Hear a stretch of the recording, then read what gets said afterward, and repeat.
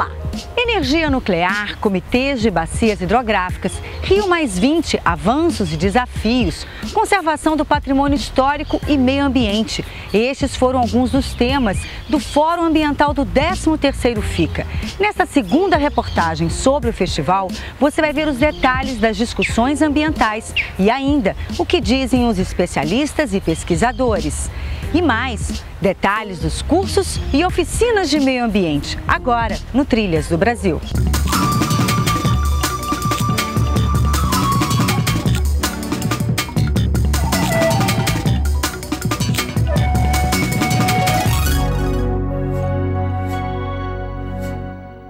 Os cursos e oficinas do 13º FICA foram concorridos e tiveram um diferencial. A maioria dos alunos era morador da cidade de Goiás e, em especial, dos assentamentos rurais. Construções sustentáveis, recuperação de nascentes e música tirada de instrumentos feitos com material que antes iriam parar no lixo foram alguns dos temas dos cursos e oficinas.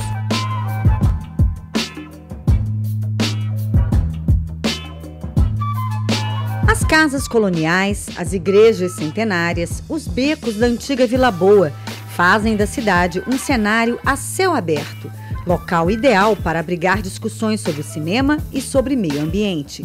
E estes são assuntos que dominam os debates, filmes, cursos e rodas de conversa durante o FICA, Festival Internacional de Cinema e Vídeo Ambiental.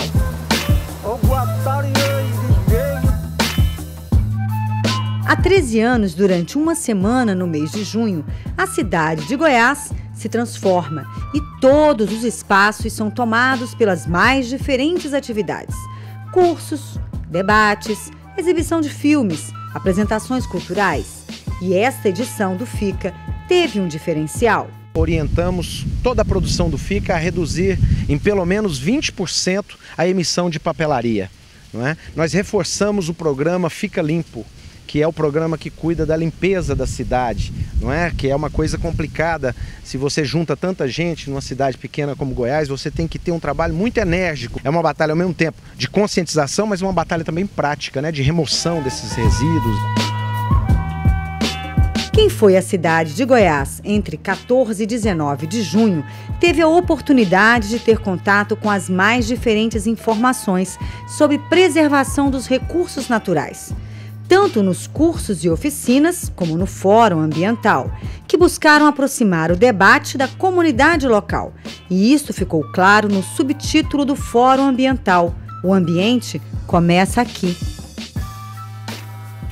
Atender a demanda local, para que a população da região, em especial da Bacia do Rio Vermelho, se veja dentro das discussões e com isso ela possa realmente participar, discutir e principalmente se capacitar, porque a informação e a capacitação, de fato, é o segredo da boa gestão ambiental. O Liceu de Goiás e a Casa do Artesão foram os locais escolhidos para a realização dos cursos e oficinas de meio ambiente. Nas salas de aula, ouvidos atentos para tudo que é dito e debatido. É muita informação para ser absorvida. Este ano, os cursos e oficinas tiveram um diferencial. Grande parte dos alunos era morador da cidade de Goiás, em especial dos assentamentos rurais.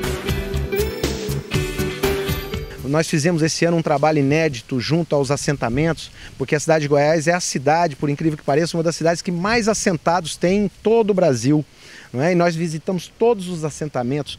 Só nos cursos e palestras e minicursos e oficinas, nós tivemos 70 assentados inscritos. Isso é um número inédito, isso nunca aconteceu.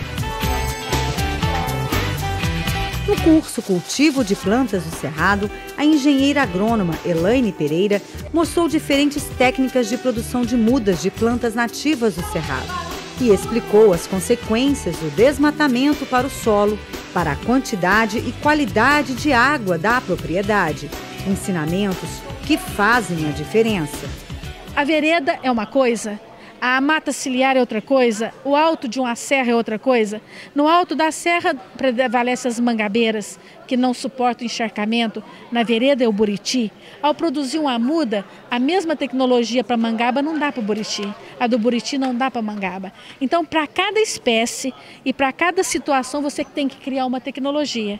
E é um modo diferente de fazer uma muda para levar lá. Em outro curso, a turma formada, também em sua maioria, por moradores de assentamentos rurais da cidade de Goiás, aprendeu como recuperar as nascentes do Cerrado. A quantidade de alunos surpreendeu o professor. O curso, inicialmente previsto para 30 pessoas, teve 60. Para o engenheiro agrônomo e especialista em produção de água, Rinaldo Calheiros, cada participante do curso será um multiplicador das ações de preservação de nascentes e bacias hidrográficas. E este é um importante legado deixado pelo FICA. Mas existe diferença na recuperação das nascentes existentes no Cerrado em relação às de outros biomas? O professor explica que não. A maioria das nascentes de rios, córregos e ribeirões no Brasil está degradada em função das práticas agrícolas, como o desmatamento. Hoje, para se recuperar as nascentes do Cerrado, o que nós temos que fazer é, primeiro, recuperar a cobertura vegetal nativa. Tanto os capins nativos como as árvores, como as espécies arbóreas. E, por outro lado, haver todo um trabalho de melhoria da captação de água numa bacia hidrográfica, que aí vai elevar a capacidade de infiltração da água no solo, percolação dessa água através do perfil do solo e, consequentemente, a recarga das águas subterrâneas, que são elas que vão dar aquele fluxo adequado e maior fluxo nas nascentes e nos rios através do fluxo de base. Colocar em prática ações simples e que fazem a diferença na preservação dos recursos naturais. Esta foi a lição ensinada na oficina Construções Sustentáveis. Aqui, esta turma aprendeu que da terra retirada do lote sai a matéria-prima para construir a casa: terra, água e palha de arroz. Base para fazer a massa de adobe, do cobe e do superadobe. E esta turma pegou na enxada, revirou a terra, pisou, misturou e aprendeu como se faz. Até construíram um forno a lenha.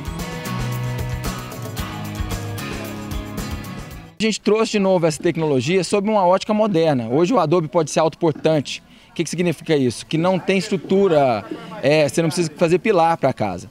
O adobe, então, é o bloco de barro, que é feito depois transportado para fazer a casa. O superadobe são sacos de polipropileno cheios de terra, batido, que seria próximo a uma taipa, e o cobe é uma técnica inglesa, né, que é pisada a terra de arroz, a palha de arroz junto com a terra, e molda, e ela pode ter formas diferentes. E qual a durabilidade deste material? Bem, estamos na cidade de Goiás, com mais de 300 anos. A gente tem muita confiança no concreto, mas a gente conhece ele aí por volta de 80 anos. Nós estamos numa cidade de quase 300 anos que é feita de barro, que é feita de adobe e taipa. E as igrejas antigas do Brasil, de 500 anos, também são. E as mesquitas árabes, de 600 anos ou de 3.000 anos, os castelos da Europa, também são feitos de arquitetura de terra. A Casa do Artesão recebeu outras oficinas, como a de artesanato de móveis e instrumentos de bambu. Uma turma atenta. E o último dia da oficina Lixo Ritmado, Batuque Reciclado, ministrado pelo grupo goiano Vida Seca, foi ao ar livre, em frente ao quartel do 20. Os sons tirados de instrumentos feitos com materiais inusitados encantam. São canos, latas, chaves, garrafas PET. Tudo é transformado em instrumentos.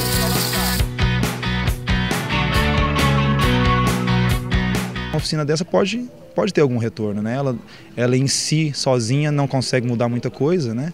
Mas ela pode realmente deixar uma semente, essa ideia na cabeça de que aquele lugar onde de repente era um entulho, onde você passava e simplesmente achava aquilo normal, de repente você pode ter um novo olhar sobre aquilo, um olhar artístico ou um olhar crítico. Pensei ficar lá, que as latinhas não dava para nada.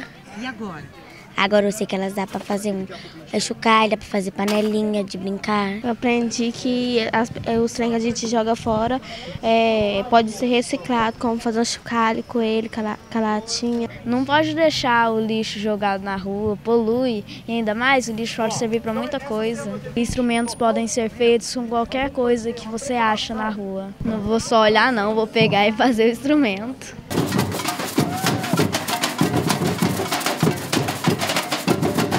O que são e para que servem os comitês de bacia? Rio+20, avanços e desafios. Alguns dos temas do Fórum Ambiental que você vê daqui a pouco. Trilhas do Brasil, volta já.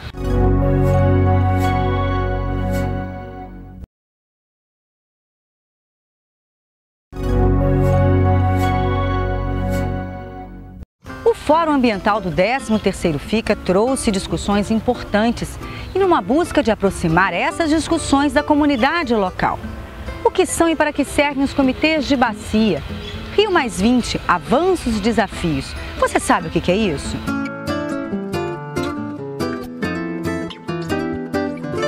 Sob as sombras de árvores frondosas, uma plateia atenta lotou o pátio do Convento do Rosário durante 3 manhãs. Rio+20, avanços e desafios. O primeiro tema do Fórum Ambiental deixou clara a vontade das pessoas de saber mais sobre a Conferência das Nações Unidas para o Desenvolvimento Sustentável, que irá acontecer em junho de 2012, ou seja, no ano que vem, no Rio de Janeiro. O que se espera dos chefes de Estado de 180 países que irão se reunir para avaliar o cumprimento dos acordos ambientais feitos durante a Cúpula da Terra, ou ECO 92. Este foi um dos pontos da discussão. A ex-ministra do Meio Ambiente e ex-senadora Marina Silva, convidada para participar do debate Rio+20, não pôde comparecer por motivos de saúde, mas enviou um vídeo onde criticou o consumo exagerado e falou como é possível colocar em prática o desenvolvimento sustentável. Para ela, as mudanças no Código Florestal, aprovadas no Congresso, são um retrocesso em relação ao que foi acordado na ECO 92. Nós assumimos há 20 anos atrás, eles ainda estão muito longe de serem cumpridos. Basta ver o que está acontecendo aqui no Brasil, com o grande retrocesso que temos com o relatório do deputado Aldo Rebelo, que perdoa desmatadores, promove anistia para quem desmatou ilegalmente, diminui as reservas legais quando estabelece que módulos, até 4 módulos fiscais, não precisam recuperar a reserva legal, além de promover um verdadeiro desrespeito por toda a legislação infraconstitucional desses últimos 20 anos. Conterrâneos de Marina Silva, o índio acreano da etnia Axaninca, Benquipianco Axaninca, também criticou as mudanças do Código Florestal aprovadas no Congresso. Ele é vice-presidente da Associação Apiúti, que desenvolve um trabalho de resgate da cultura, das tradições do povo Axaninca, descendente dos Incas e dos Maias, e de preservação dos recursos naturais, em especial da região onde vive, no Acre, na fronteira do Brasil com o Peru. Hoje o nosso trabalho que a gente vinha fazendo para a redução do desmatamento, hoje a gente sente um impacto de que a facilitação para o desmatamento aumenta, né, cada vez mais. Então aquilo que a gente falava contradiz realmente ao que o Código hoje permite no desmatamento. Então eu acho que precisa ser muito mais bem planejado, porque hoje as regiões que ainda existe floresta e que existem animais, pode chegar uma época que a gente não vai ter mais floresta por conta da maneira que o ser humano trata o meio ambiente, né?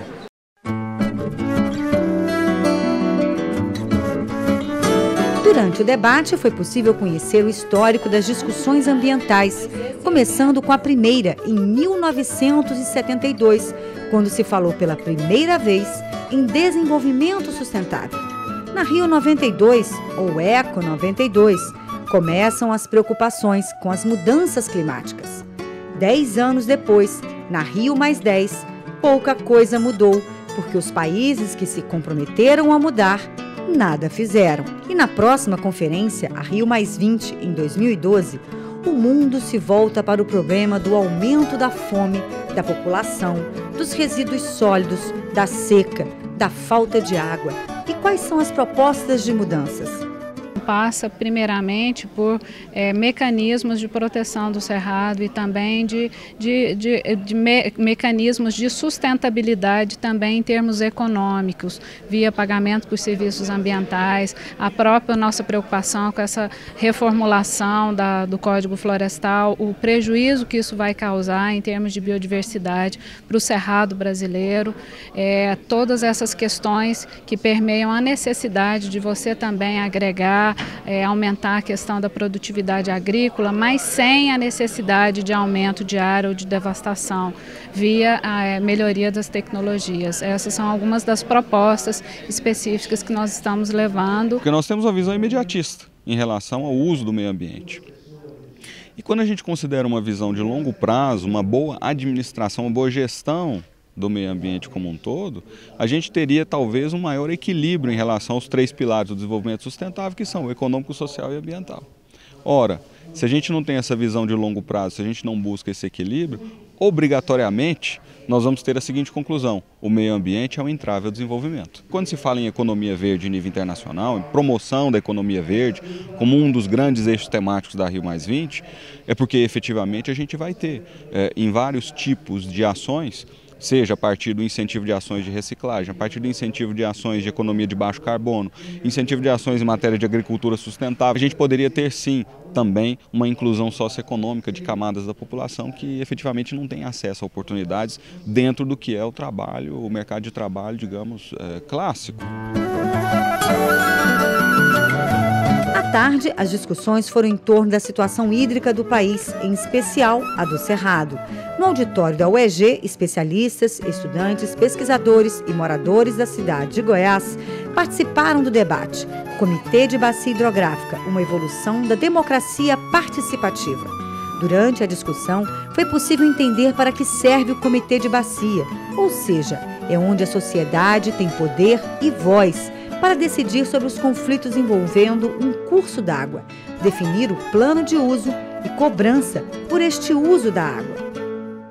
A opção que o Brasil fez para fazer a gestão das águas é uma opção com a participação da sociedade. Daí que nós criamos os comitês de bacia hidrográfica, onde os usuários de água participam, mas também pessoas que representam a sociedade civil. Não é só para a indústria, para gerar energia elétrica ou para irrigar. Nós podemos ter equipamentos de lazer, podemos ter uma série de outras coisas que, quando você melhora a qualidade da água de um rio, você acaba também fazendo com que aquela sociedade dê um salto de qualidade. Goiás ganhou mais 2 comitês provisórios, das bacias do Rio dos Bois e do Rio Vermelho. Com a posse dos dirigentes, os trabalhos de preservação dos 2 rios terão maior participação da comunidade local. São os comitês que elaboram os planos de bacia, ou seja, aquelas ações, medidas que precisam ser efetivadas para recuperação, para o melhoramento da qualidade das águas. É só em comitê de bacia que é possível a aplicação daquele instrumento de gestão denominado cobrança pelo uso da água, porque o comitê é um espaço democrático, é que pode-se dizer quanto vai ser cobrado, quem vai pagar e como, né, vai ser aplicado esse recurso. Para os especialistas convidados, os comitês de bacias são a garantia de oferta de água, que diminui a cada dia. E alguns alertam: as mudanças propostas no Código Florestal podem agravar esta situação. A gente vê com certo cuidado a discussão do novo Código Florestal, principalmente no que concerne as matas, as faixas de área de preservação, que são aquelas faixas onde a gente luta para que não sejam ocupadas, para que nós não tenhamos no futuro uma degradação desse solo lateral. Nós estamos vivendo uma situação em que a demanda cresce muito, a demanda pela água cresce muito e a oferta não cresce. Aliás, diria, a oferta diminui. na medida em que nós estamos poluindo os rios, nós estamos mudando o curso deles e agora, como você mencionou, estamos tomando medidas, digamos, do ponto de vista da legislação ambiental, que podem causar danos profundos ao sistema de recursos hídricos. Não é, digamos assim, uma situação em que alguém pode sair vencido e outros vencedores. Ou todos vencemos ou todos perdemos. Quais as influências das mudanças climáticas na conservação do patrimônio histórico? E como ficam os rejeitos radioativos? Discussões do Fórum Ambiental que você vê daqui a pouco. Trilhas do Brasil, volta já.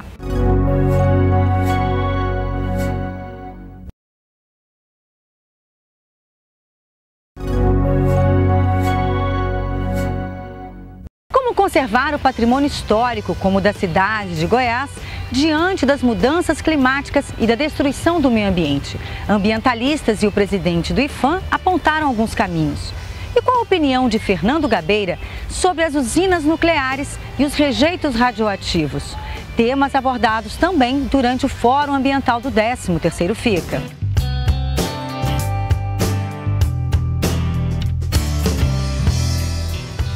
Cidade de Goiás, patrimônio histórico da humanidade, cercada pela Serra Dourada, banhada pelo Rio Vermelho. E nada melhor do que este cenário para discutir as consequências climáticas na conservação do patrimônio histórico. O ambientalista Fábio Feldman e o presidente do IPHAN, Luiz Fernando de Almeida, destacaram a necessidade de se fazer mapas de vulnerabilidade das cidades, em especial as que possuem patrimônio histórico, para assim evitar desastres ambientais, como o enfrentado pela cidade de Goiás com as enchentes do Rio Vermelho. A conservação do patrimônio está, segundo os especialistas, diretamente interligado com a preservação do meio ambiente. Preciso compreender, na verdade, se essa razão desses desastres está dialogando com mudança na nossa relação com o meio ambiente, e essa mudança tem criado uma situação de mais desastres. Temos que fazer o que nós chamamos no jargão climático o mapa das vulnerabilidades, quer dizer, que áreas podem ser afetadas e de que maneira, quer dizer, com o aumento da temperatura no planeta. O aumento da temperatura vai afetar basicamente o ciclo hidrológico, ou seja, a precipitação de chuva. Vai ter chuva onde não tinha, com muita intensidade, teremos muitas secas, mas chuvas muito intensas no espaço de tempo muito curto. Então o que nós vamos precisar fazer aqui? Nós vamos estudar esses cenários e começar a tomar medidas que protejam esse patrimônio. Recuperação de fragmentos florestais que possam, em chuvas muito intensas, conter o volume de água, absorver o volume de água e eventualmente até diminuir esse volume de água. E conhecer a história é uma forma de entender o presente e modificar o futuro. Esta foi a premissa que norteou as discussões sobre a história da cultura ambiental no Brasil. Para o doutor em História e professor da UFRJ, José Augusto Pádua, o modelo de ocupação da terra no Brasil ainda é baseado na exploração da natureza, iniciada com a chegada dos portugueses em 1500. Para ele, a desvalorização da vegetação nativa para a produção econômica deixa como marca a destruição. Nós precisamos parar, transformar essa visão de zonas de sacrifício, né? De fronteira, que você vai avançando, destruindo por causa do progresso, né? do Deus progresso. Isso é problemático também, porque depois que a fronteira passa, muitas vezes fica a devastação para trás e a fronteira já está lá em outro lugar, né? Então nós somos formas mais permanentes, sustentáveis de economia ecológica. E se a história mostra que o desmatamento trouxe prejuízos para os mais diferentes biomas brasileiros, com as mudanças aprovadas no Código Florestal, esta situação pode piorar. Para o diretor do Instituto do Trópico Subúmido da PUC Goiás, professor Altair Salles, se essas medidas forem colocadas em prática, o país irá enfrentar sérios problemas, em especial de falta de água potável.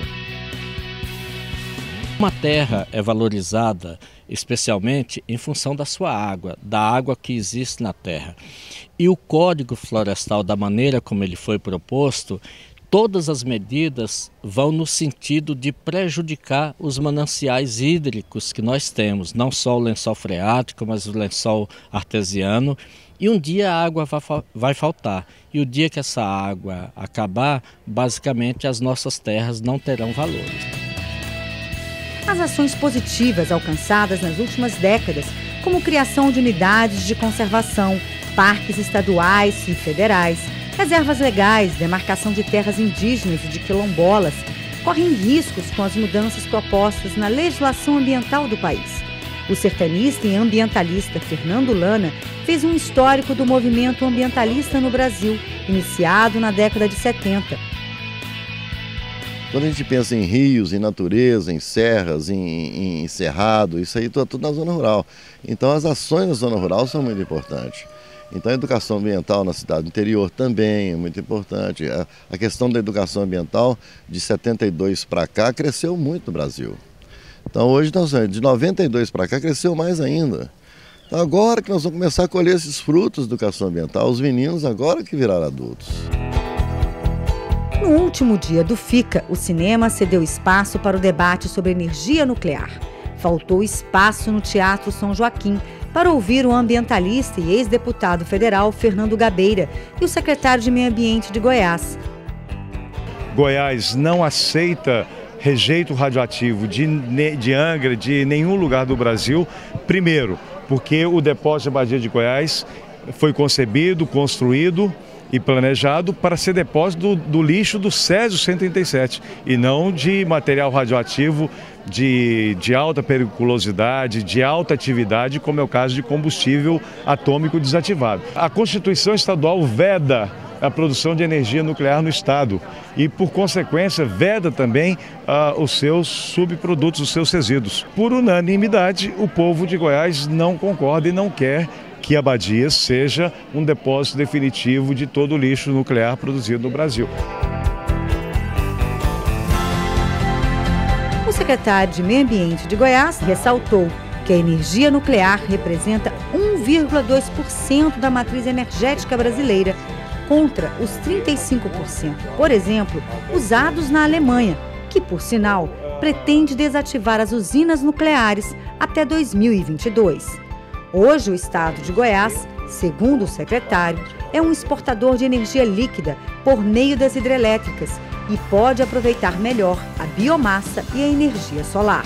Em Goiás, nós já temos várias prefeituras, vários municípios já construindo usinas de lixo voltadas para a produção de energia, inclusive uma em Mineiros que deve ser inaugurada em breve, com a tecnologia de tocha de plasma, que é a mais avançada do mundo. Nós já estamos licenciando e aprovando normas para que essas usinas se instalem em cada município e nós vamos transformar o que hoje é um grande problema, que é o lixo, que incomoda todo mundo e que polui o meio ambiente, numa solução que é a produção de energia para abastecer as cidades goianas. A decisão do governo goiano de não receber os rejeitos radioativos de Angra dos Reis tem o apoio do ambientalista e ex-deputado federal Fernando Gabeira. Mas ele alerta que as usinas de Angra dos Reis estão em local frágil e expostos a acidentes naturais. Ali nós temos, de um lado, uma inconstância muito grande, a montanha desliza muito. Então há problemas perigosíssimos de deslizamento. Nós temos a BR-101, que é uma estrada que foi construída de uma forma equivocada. Então, sem essa possibilidade de fuga, fica muito difícil também você ter uma usina nuclear. A ideia de uma usina nuclear é você ter a possibilidade de decretar uma zona de exclusão imediatamente, como foi feito em Fukushima, e imediatamente tirar a população que queira sair. Todos os debates do Fórum Ambiental tiveram casa cheia, uma plateia atenta, ávida por novas informações. Uma plateia formada, em sua maioria, por moradores da cidade de Goiás e redondezas. Prova de que o 13º FICA acertou ao aproximar o debate da comunidade local. Porque o meio ambiente começa aqui.